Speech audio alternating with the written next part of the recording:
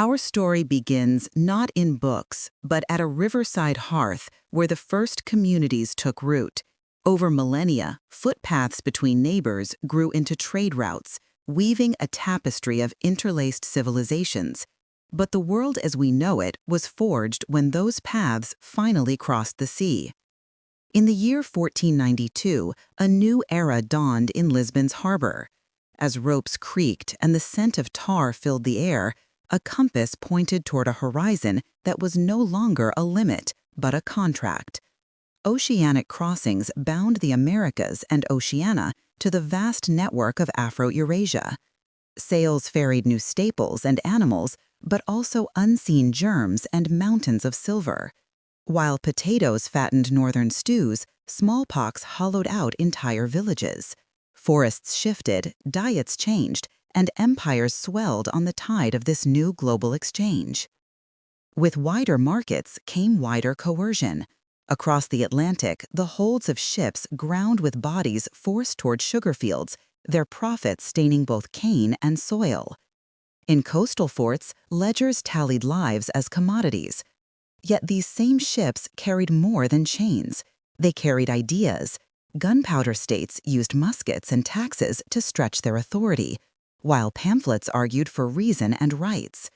In 1776, a rebellion declared these rights self-evident, and from the Caribbean Nights, calls for freedom answered.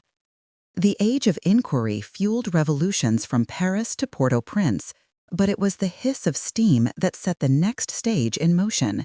Factories clawed at the sky, coal smoldered in the Earth's belly, cities thickened with smoke and humanity. The rattle of a Manchester mill became the rhythm of a new world, spitting out thread and consuming hours. Fossil fuels powered looms and locomotives, and iron railways cut through conquered valleys, binding hinterlands to ports.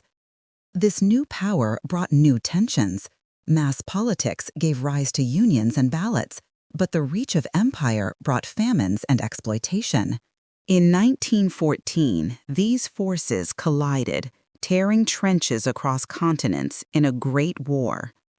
A second, greater cataclysm followed, and by 1945, it left only ash and barbed wire where neighborhoods once stood. From the ruins, a fragile peace emerged.